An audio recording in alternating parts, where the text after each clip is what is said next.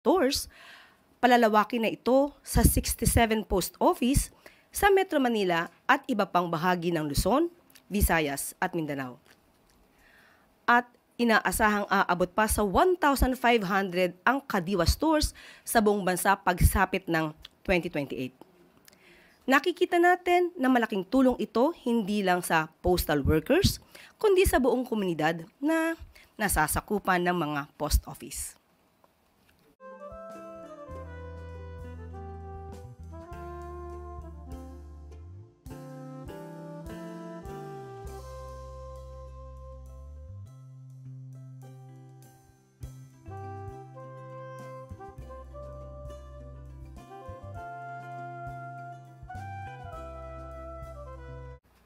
Isa pang good news, binuksan na ng Bureau of Immigration ang bagong OFW wing sa NAIA Terminal 3. Ang nasabing wing ay para lang sa mga OFW para matiyak ang mabilis at mas epektibong immigration processing. Ang bagong pasilidad ay alinsunod sa target ng administrasyon ni Pangulong Ferdinand Marcos Jr. na pagbutihin at ayusin pa ang mga serbisyo para sa mga OFW. Bahagi rin ito ng pagkakilala sa kontribusyon ng OFWs sa ekonomiya ng ating bansa.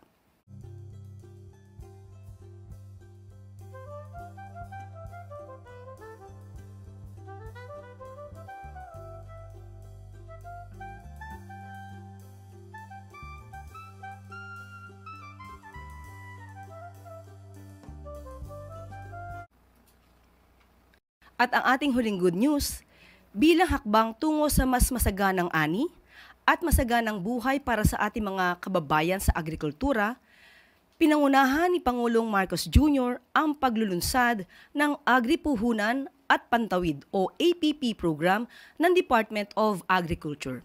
Ang APP ay isang malawakang inisyatiba na naglalayong bigyan ng pinansyal at teknikal na tulong ang mga kwalipikadong magsasaka ng palay. Sa nasabing programa, makakatanggap ng ang mga magsasaka ng hanggang 60,000 pesos na credit para sa farm inputs at buwanang allowance. Bukod sa mas mababang interes, insured din ang credit line para maiwasan ang matinding epekto sa mga magsasaka sakaling magkaroon ng mga hindi inaasahang sakuna. Bukod sa cash assistance, nagkaloob din ang Philippine Center for Post-Harvest Development and Mechanization or PhilMec ng higit 6 na milyong halaga ng makinarya sa 3 farmer cooperatives.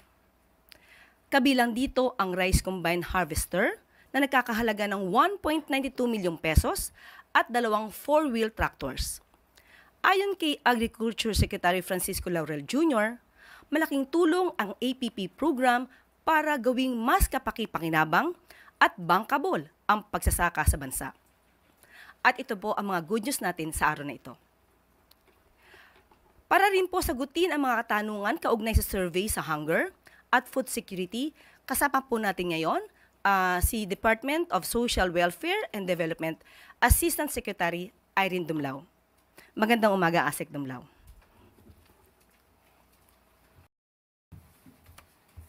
Magandang umaga po, Yusek Claren. Magandang umaga din po sa lahat ng mga kaibigan natin mula sa media. Unang-una po, rini-recognize ng DSWD na multifaceted po yung causes ng hunger and poverty. Kaya nga din po, multi-pronged approach din yung ina-adapt ng aming pong ahensya. We remain steadfast sa pagtataguyod ng mga iba't ibang mga inisyatibo para matugunan po yung issue sa hunger and poverty. And of course, dun sa pagpapabuti at pagpapalawig rin ng mga existing programs ng aming pong ahensya. Kabilang na dyan yung Pantawid Pamilyang Pilipino Program na namumuhunan sa edukasyon at kalusugan ng mga children beneficiaries. Dahil naniniwala po tayo, driver kasi yung hunger sa poverty. Kapag po hindi malulusog ang mga bata, nawawalan po sila ng oportunidad para magkaroon ng magandang kinabukasan. Nakakaapekto ito sa kanilang pag-aaral at sa kanilang productivity. Kung kaya nga po, sabi ko, namumuhunan talaga tayo sa edukasyon at kalusugan. At hindi lamang po iyan, hindi lamang po yung pagbabantay sa specific compliance to the conditions of the program ang ginagawa natin. Nakikipag-ugnayan din tayo sa ibang ahensya ng pamahalaan para mabigyan din ng oportunidad ang mga 4-piece members na magkaroon ng trabaho. Isa po dyan yung ating partnership with the Department of Labor and Employment. Meron po tayong trabaho para sa 4-piece sa Bagong Pilipinas. So, batay po doon sa pinakahuling datos, no, 9 events na po yung naisagawa natin. Mahigit 400 yung hired on the spot sa events na yon. Mahigit 3,000 na mga 4-piece beneficiaries ang nabigyan ng pagkakataon na magkaroon ng empleyo sa mga iba't ibang mga organizations. Ito po yung nabanggit ko na kinakailangan talaga magtulungan ang iba't ibang ahensya ng pamahalaan kasama na yung pribadong sektor para mabigyan ng kalutasan yung problema ng kalusugan, hunger and poverty. And at the same time, nagpapatuloy din po yung iba pang mga programa ng aming pong kagawaran. Nandyan yung Walang Gutom, nandyan din yung Walang Gutom Kitchen na ini-implement po natin dito sa Kamaynilaan. We're looking at expanding the implementation of this program. Tinitingnan din natin na magkaroon din tayo ng Walang Gutom Kitchen sa parte ng Visayas at Mindanao and sa northern area po ng Maynila. Dahil isa po yan doon sa naging rekomendasyon din in terms of improving the implementation of the program. So again, nagtutulong-tulong po ang iba't ibang ahensya ng pamahalaan. We adopt the whole of government approach, the whole of society approach, sapagkat hindi lamang po gobyerno ang may responsibilidad sa pagtugon sa problema ng kagutuman at kahirapan. Kasama po natin ang pribadong sektor. At yan po ay naipakita, no, sa mga iba't ibang mga programa na ipinapatupad natin. In fact, banggitin ko na rin po, doon sa i-digitalize nga natin yung registration, accreditation, and licensing ng mga social welfare and development agencies. We have a lot of good doers po na tumutulong sa department para makapag-provide tayo ng social welfare assistance to the poor, the vulnerable, and the marginalized. Thank you very much, Asek Dumlao. We now open the floor to questions related to poverty, hunger, and even food security. Maris Umali, GMA Integrated News. Good morning, ma'am. Ma'am, you mentioned a while ago multifaceted yung reasons, no, kung bakit nararanasan natin yung kahirapan. Can you just at least mention to us what are the factors? Kasi these programs that you've mentioned, yung multi-pronged approach, have been done by the government for I think since it started, this administration, no. So, but still, ang lumalabas po kasi from 26.4% in February, it soared to 35.6% in March. So medyo mataas po ito, no? And even the non-poor, it also rose slightly from 16.2% in February to 18.3% in March. So hindi na sila mahirap, pero yung hunger levels slightly increased pa rin po. So number one, what are the factors that contributed to this soaring of hunger? And you've already mentioned the approaches to respond to this. How soon are we expecting these numbers to go down? Maris, kung matatandaan mo, last year naglabas ang DEDA PSA na bumaba yung poverty incidence po sa ating pong bansa. Yan ang nagpapatunay na nagigain ng traction yung mga programs and services na ipinapatupad po ng ating pamahalaan. Maraming mga factors kasi na nakakaapekto sa mga mahirap nating pamilya. Last year, nakita po natin 6 typhoons occurring in 3 weeks. At isa po yan sa mga kadahilanan kung bakit po bumababa yung level of well-being ng mga kababayan natin na mahihirap. Ngayon, ang ating pong pamahalaan ay hindi naman po natitigil sa pagbubuo ng mga interventions para hindi po lalong sumadsad sa kahirapan yung ating mga kababayan. Isa na nga po dyan yung nabanggit ko, no, yung dun sa Pantawid Pamilyang Pilipino program na tinutulungan natin sila to recover from disasters and other shocks na nakakaapekto sa kanila. Meron din tayo yung assistance to individuals in crisis situation. Ito po yung mga interventions, yung mga social assistance na ibinabahagi natin because there are unwanted events o mga adverse shocks na nakakaapekto po sa mahirap na pamilya at kinakailangan na makaution natin yung impact po nito. Kaya ganito, may mga social safety nets din tayo na ipinapatupad. Inflation is another issue, no, na nakakaapekto rin po sa well-being ng ating mga kababayang mahihirap. Kung kaya nga po meron din tayong ayuda para sa Kapos ang Kita program. Again, it's a social safety net that cushions the impact of rising inflation to individuals who are affected by rising inflation and whose income do not exceed, or yung kinikita nila ay hindi nag-exceed dun sa statutory minimum wage. So again, I'd like to emphasize, Maris, na may mga iba't ibang kadahilanan kung bakit po bumababa yung level of well-being and bakit may mga pamilya na tingin nila nagugutom sila o naghihirap sila. But then again, mahalaga po para sa amin, merong mga iba't ibang mga interventions ang ating pong pamahalaan para ma-cushion yung impact po nito at hindi po bumaba at ma-trap sa poverty yung ating mga kababayan. Okay, ma'am, just a follow-up. So, since we understand that it would take a while for the people to actually feel the effect. Ba ng context, di ba? Sa government, we make use of family and family income and expenditure survey. May annual study po na ginagawa dyan. Usually, yung mga survey na ginagawa ng ibang organizations, on a quarter lang po yan. And then, syempre, depende rin yun doon sa mga questions na tinatanong kasi doon sa mga respondents.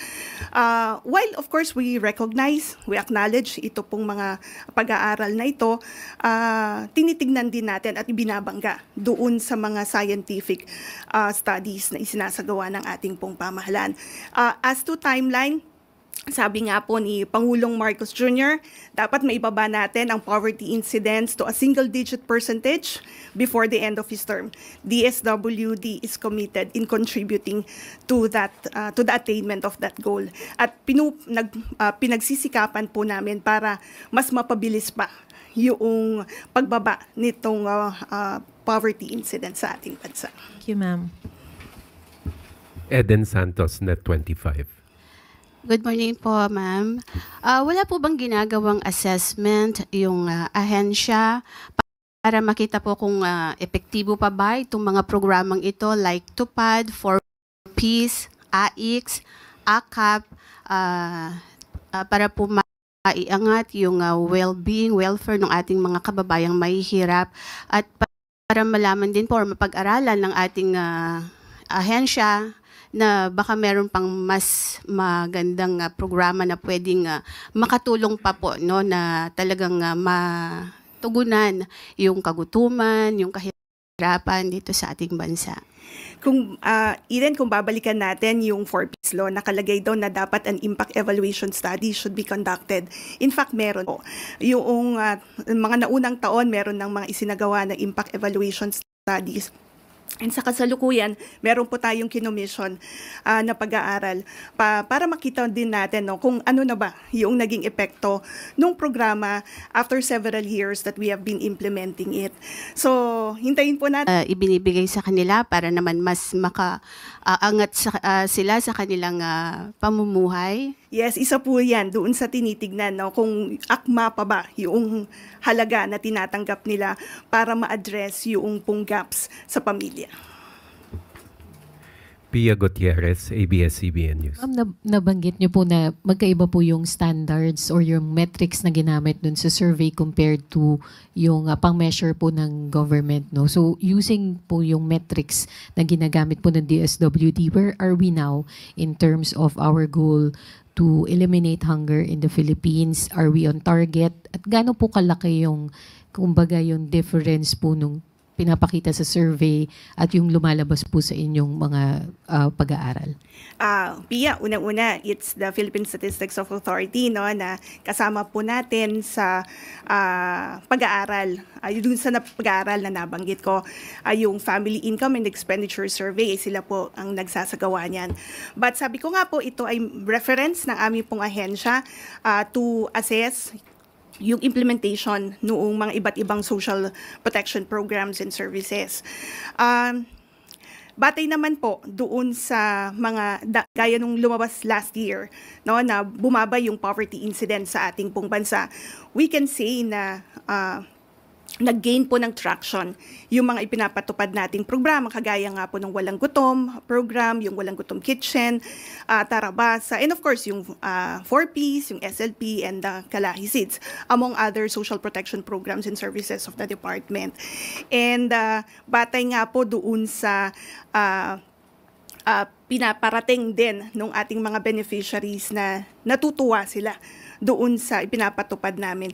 Yun po yung driving force, actually sa motivating force for the department to continue expanding the program implementation and further developing initiatives para mas mapagbuti nga po yung pang social protection agenda natin. And idagdag ko na rin po na doon sa Walang Gutom, we started kasi in 2023 na nasa mahigit 1,000 yung mga beneficiaries.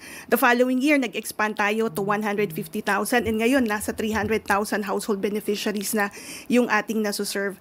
So, ibig sabihin po, talagang malaki na yung naiaambag ng ating pong ahensya sa paglutas nga po ng problema ng kagutuman and malnutrition. Clay Pardilla, People's Television.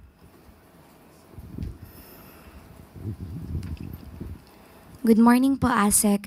ASEC poverty and hunger rates have increased nga po. Pero po, kung titingnan yung PSA, nabawasan pa po yung inflation rate natin from Feb to March. Nadagdagan din po yung employment rate natin. Paano po natin nire-reconcile yung mga ganitong datos, and how optimistic is the government na mababawasan po for the month of April? Now, in terms of optimism, optimistic po tayo na mas magi-improve pa po no yung condition noong in terms of improving or reducing poverty incidence in our country and reducing hunger incidence as well. Nakikita nga natin doon sa isinasagawa natin na trabaho para sa 4Ps sa Bagong Pilipinas. Gaya ng nabanggit ko earlier, marami po tayong mga na-i-register na merong mga bagong trabaho. So, I think that matches na rin yung lumalabas na percentage na bumababa yung bill ng mga unemployed. And gayon din po, makikita natin dun sa ating mga 4Ps beneficiaries, marami po sa kanila nakakapagtapos ng kanilang pag-aaral, and marami nga rin are acing licensure examinations. So sila po ay nabibigyan din ng pagkakataon na makapagtrabaho. Ganyan din sa Sustainable Livelihood Program, because kinakapacitate din natin yung mga beneficiaries to either engage in thriving livelihood activities or makapaghanap ng trabaho. So yan po, nakikita natin, pag binabangga natin, yan ang nagpapatunay na maganda po yung mga inisyatibo ng ating pong pamahalaan. Sam Medinilla, Business Mirror. Hey, good morning, ma'am. Kanina po na-mention po nila na parang may recommendation sa DSWD na parang expand yung program sa Northern Manila. Itatanong ko lang po kung ano pong organization or sino po yung nag-recommend na kung saan areas na dapat intensify yung anti-hunger measures. At saka meron po kayang list yung DSWD ng mga areas na makukonsider natin as hunger hotspots. Okay, batay po doon sa nabanggit ko na expansion ng Walang Gutom Kitchen. Yan po ay dahil pinag-aralan natin with our partners, particularly from the private sector, na dito rin po yung mataas ng bilang ng mga individual families and individual in street situations. Halimbawa doon sa Bangon, dahil isa rin po yan, BARM, I mean to say, meron rin kasi tayong programa doon, yung Bangon. Diyan din natin nakikita na magkaroon ng additional intervention para again ma-reduce yung hunger incidence sa lugar po na yan. Bukod po dun, wala na pong iba pong parang priority areas yung DSWD para for its anti-hunger measures. Well, titingnan po natin doon sa lalabas na result noong nagkaroon kasi ng pag-aaral yung pilot implementation nung Walang Gutom Kitchen. So we're expecting na ma-finalize po iyan nitong buwan ng Abril. Kung ano pa yung karagdagang mga rekomendasyon, yun po yung ating pong i-consider doon sa scale up nito. Last na lang po, ina-mention po nila kanina na pinag-aaralan na itaas yung 3,000 pesos doon sa Pantawid Walang Gutom program. Ano po yung amount na kino-consider ng DSWD at saka saan factors po yung na i-consider para increase po yung amount ng 3,000? Currently, yan po ang pinag-aaralan ng ating pong partners na nagsasagawa ng pag-aaral. Hindi lamang po yung amount but then also the frequency of distributing the monthly food credits. Sa ngayon po ma'am, wala pa pong proposed na amount? Wala pa kasi in each area may halaga po na pinag-aaralan. So hintayin po natin na lumabas yung study on that. Thank you po ma'am. Leth Narciso, DZRH.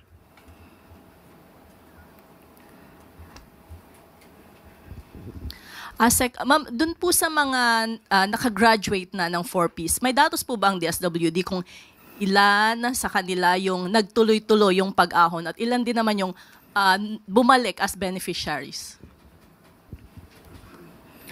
Okay, batay doon sa aming pinakahuling tala, nasa mahigit 700,000 household beneficiaries yung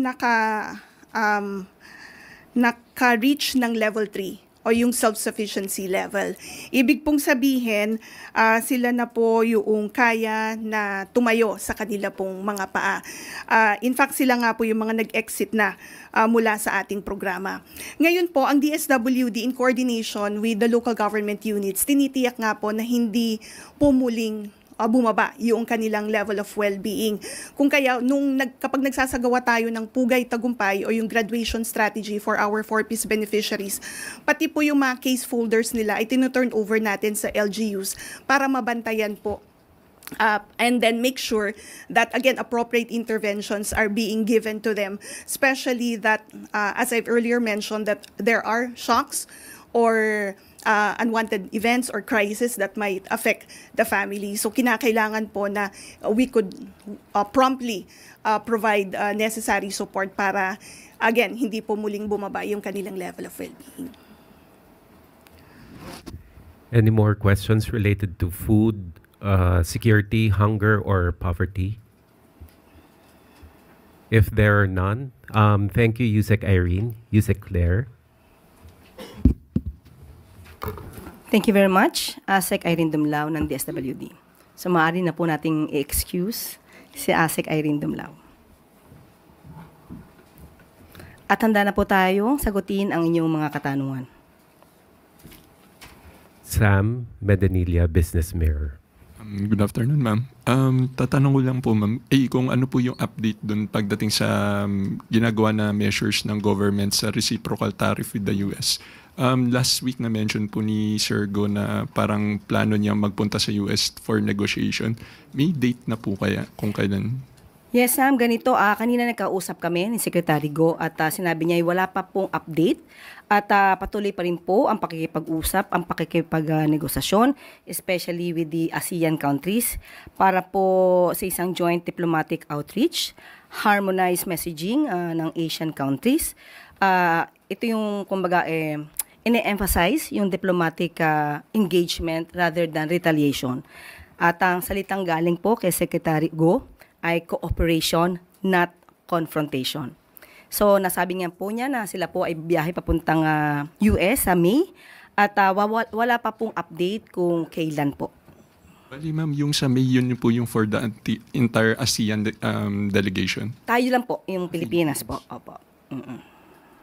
Tapos last question na lang po, ma'am. Regarding po dun sa reciprocal tariff pa rin, na-mention po ng DTI tsaka DOF na isa sa parang magiging competitive edge ng Pilipinas yung 17% tariff niya compared dun sa other ASEAN countries. Recently, nag-impose po yung US ng parang deferment dun sa mataas na yun. Tapos lahat na lang 10%. paano po kaya magiging competitive pa rin yung Pilipinas kung yung other ASEAN countries, pantay-pantay na po tayo ng 10%? Yan po ang magiging mas magandang opportunity para sa local businesses natin na mas galingan pa nila ang kanilang mga produkto, ang kanilang mga serbisyo para sa paggawa ng mga produktong pwede nating i-export. Okay po. Thank you. Tina Maralit, Manila Times.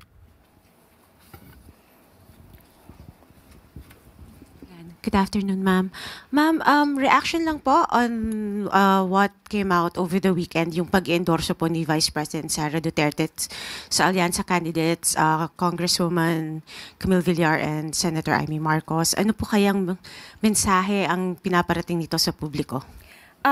Kung di po ako nagkakamali, naglabas na rin po ng mensahe ang si Congressman Toby Tiangco. At lahat po ng question patungkol po dyan ay si Congressman Toby na lang po ang sasagot. But ma'am, is the trust and confidence of the President in these candidates buo pa rin po kaya? Sa kanya mga kandidato, definitely yes. Pero muli, kung ano man po yung iba pang mga detalye patungkol po dito sa recent incidents ay si Congressman Toby Tiangco po ang may authority to talk about that matter. Salamat po, ma'am. Left Narciso, DZRH. Yusek, may we know what are the President's plans for the Holy Week? Naitanong po natin at siya po ay makakasama niya po ang kanyang pamilya. He will spend his time with his family. At ang mga detalye po ay hindi ko na po maibibigay. Yun lang po. Hindi po sinabi kung saan. Hindi po sinabi sa amin kung saan. At kailan po mag-start yung... Opo, basta he will be spending his time during this Holy Week, most probably starting Thursday. Opo, pero yun lang po. Itong Holy Week na po ay bibigyan niya po naman ng oras ang kanyang pamilya para po sila magkasama-sama. Dahil sa sobrang busy ng ating Pangulo sa kanyang mga activities. So, yan po. Follow up to that, Tuesday New DZBB. Hi ma'am, so ibig sabihin po ma'am, from today until Wednesday may i-expect pa kaming mga activities ni Presidente? Meron pa po. Outside of the palace? Sa aking pagkakaalam, meron din pong magaganap dito sa palasyo. Pero mga meetings lang po. So, i-include po natin yung mga meetings. Thank you, ma'am. Eden Santos, Net 25.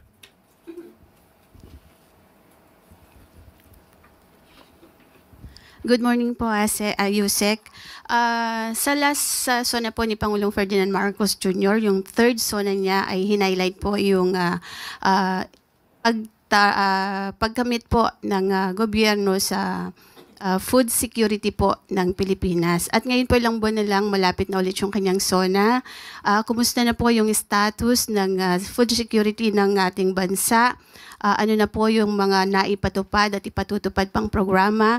At saan na po tayo patungo ngayon? Okay, kanina lamang po ay bisita natin si ASEC Irene Dumlao at sinagot niya na po ang ibang mga katanungan tungkol sa food security. Hanggang doon lamang po ang aking masasagot dahil nasagot niya na po kanina ibang mga programa patungkol po dito. Pero nasaan na po tayo ngayon pagdating po dun sa pagtamo ng pamahalaan ng Marcos administration, pagdating po dun sa pagkakaroon natin ng seguridad sa pagkain sa ating bansa? Nakita niyo naman po kung ano pong sinabi ng ating ASEC from the DSWD. Nagagampanan po yan at nagkakaroon po ng traction dahil sinabi po niya noong nakarang buwan lamang ay maganda po naman ang naging resulta.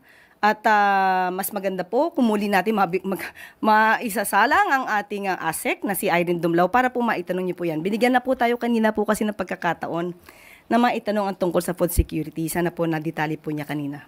At nadetali naman po niya kanyang mga programa kanina po. Thank you po. Thank you. Ann Soberano, Bombo Radio. Yusek, good morning. Follow up lang din po doon sa Holy Week activities ni Presidente.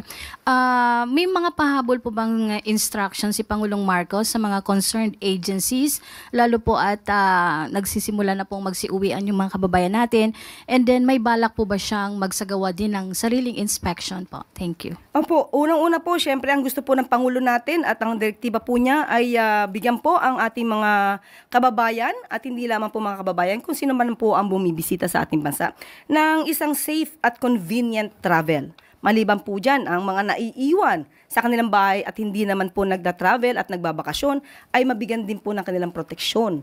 At kaya po inaasahan po natin ang ating secretary, si DOTR Secretary Vince Dizon, naglilibot po siya upang malaman po ang mga nagbabiyahe kung may mga overloading at kung ano-ano pa maaari maging problema ng mga vehicles, no? Mga transportation na maaaring i-avail ng ating mga kababayan. At maliban po dyan, ang Bureau of Immigration po ay nagsabi rin po na handa po sila sa pagdagsa po ng tao sa airport at magtatalaga po ng 48 personnel para po siguraduhin na lahat ng counter po ay may tao at hindi po maipon ang pila. Hanggat sa makakaya po dahil hindi po natin malalaman kung gaano ba po talaga kadami po ang dadagsa sa pag-travel po. Balik na rin po sa bansa yung Philippine Humanitarian Team mula sa Myanmar. May mensahe po ba dito si Pangulong Marcos, Yusek? Opo, nagkaroon po ito ng commendation at sila po talaga ay kumbaga ipinarangalan po dahil sa kanilang napakatapang na pagsagupa dito sa kanilang obligasyon at sa kanilang duty po. Kaya po ang lahat po na nanggaling po at tumulong po sa Myanmar, kayo po ay aming pinasasalamatan. Kapuri-puri po ang inyong mga ginawa. Thank you po. Raquel Bayan, Radio Pilipinas. Good morning po, Yusek. May we get Malacanang statement po on the beginning of the overseas voting po and maybe your call for the Filipino voters abroad? Yes, opo. Yan po ay karapatan po talaga nila. Dito po nila mapapakita ang kanilang boses. Ang ating mensahe po mula sa palasyo ay gampanan niyo po ang inyong tungkulin bilang isang Pilipino. Bumoto po kayo ng nararapat. Bumoto po mula sa puso. Huwag pong bumoto dahil lamang sa bulong o dahil kayo'y nabayaran, kundi iboto niyo po ang mga taong nararapat, yung maaasahan po natin, mga leader na hindi ibebenta ang bansa kahit sa anumang paraan, at mga leader na makabayan.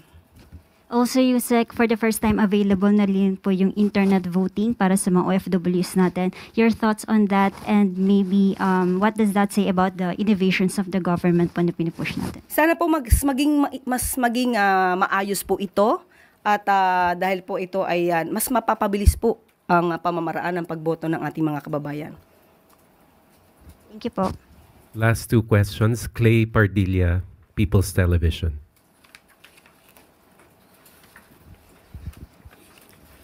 Good morning po, Yusek. Yusek, Senator Gatchalian expressed alarm over recent cases of bullying and students' deaths linked to violence, calling it a sign of crisis. What directive po has Malacanang issued to DepEd in response to these incidents? At ano pong maipapayo po natin sa mga magulang? Salamat po. Yes, opo. Nagpalabas na rin po ng mensahe po dito at kinukondena po kung ano man po na bullying, panghaharas sa mga estudyante po natin, sa mga kabataan po. At kanina rin po nakausap po natin si ASEC Irene Dumlao. Sa mga ganito pong sitwasyon ay yung mga social worker po na naka-assign, pumunta na rin po sa mga schools na nabanggit, sa mga involved po ngayon, at tinulungan po sila agad. At sabi nga po natin, kahit po ang ating DepEd, nagkaroon na rin po ng pag-iimbestiga rito, especially po yung tungkol sa nangyari sa Las Piñas. Kinausap na po ang principal po dito at ang SDO. So hinihintay na lang po natin ng ibang mga detalye po at ginawa na po talaga agad ng agarang aksyon ito ng pamahalaan sa pamamagitan din po ng direktiba ng ating Pangulo. And finally, Daryl Esguerra, Philippine News Agency. Good morning, Yusek. Ma'am, can we just get an explanation lang po kung bakit na-veto ni Pangulo yung proposed amendments on the revised Baguio City Charter? Okay, banggitin ko na lang po ang kanyang mensahe. And I quote, Bibigyan ko po kayo maya-maya lamang po. Sinabi po niya dito na, I am constrained to veto the bill as it is inconsistent with law and jurisprudence, and it may endanger or prejudice the authority previously granted to the BCDA. So kinikilala po ng Pangulo ang karapatan at authority ng BCDA patungkol po dito. Kaya po na-veto po ang Act amending Sections 23 and 52 and repealing Section 55 of the Republic Act number 11689, otherwise known as the Revised Charter of the City of Baguio. Thank you very much, Yusek Claire. At dito na po nagtatapos ang ating briefing ngayong araw. Maraming salamat, Malacanang Press Corps, at magandang tanghali sa bagong Pilipinas.